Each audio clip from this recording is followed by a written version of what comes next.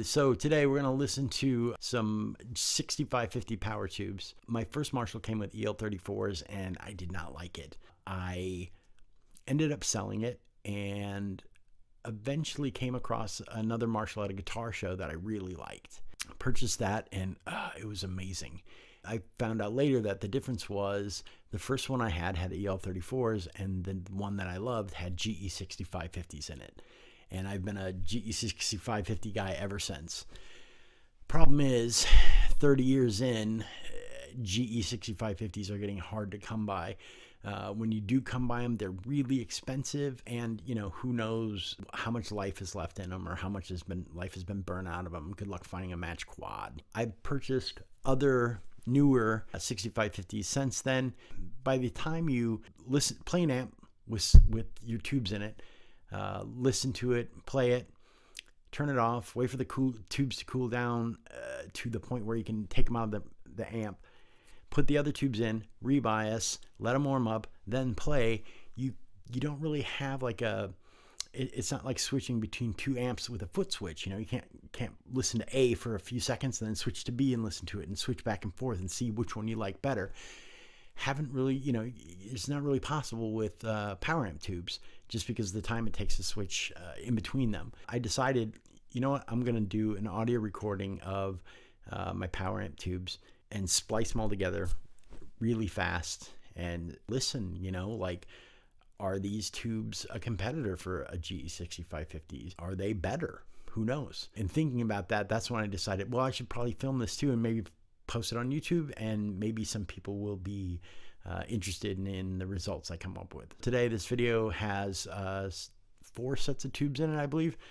Some Svetlanas of unknown age, unfortunately, sorry. JJs that are brand new, some T.A.Ds that are also brand new, and some GE 6550s that, believe it or not, are brand new. I bought them about a year ago. They were literally still in the shrink wrap on like a piece of cardboard that said PV on them, like PV replacement tubes, still shrink wrapped to the cardboard, still had the music store tag, like price tag on them for $34 from like 1984 or whatever. So very cool to find brand new unused 6550s. So it's cool to like have like new tubes versus new tubes versus new tubes and see like, are these GEs the cat's meow, or are they just, is it all just in your head? I had some wing C's to test out, but as I put them in the amp, I blew like three of them.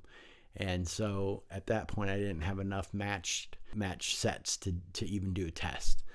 So I had to pull the wing C's out of the competition. At the beginning of the video, we're going to not show you which tube you're listening to, because I don't want, I don't want you to have the confirmation bias that, oh, the 6550 sounds better and this is, and also I'm cutting the clips together very quickly so you can hear A, B, A, B, A, B, C, D. So it's really fast so you can hear quickly what the difference is. You'll like listen to it and kind of know what it sounds like and then switch to the next one. So also in the video, I'm not going to show what the tubes are initially. I'm just going to say tube A, tube B, tube C, or 1, 2, 3. And then midway through the video, I will post which tube is which number. So it'll say T.A.D is tube number 2 or, whatever. So that way you can listen to the clip and decide if one of these sounds better, which one you like best, and not have any kind of like brand loyalty or whatever.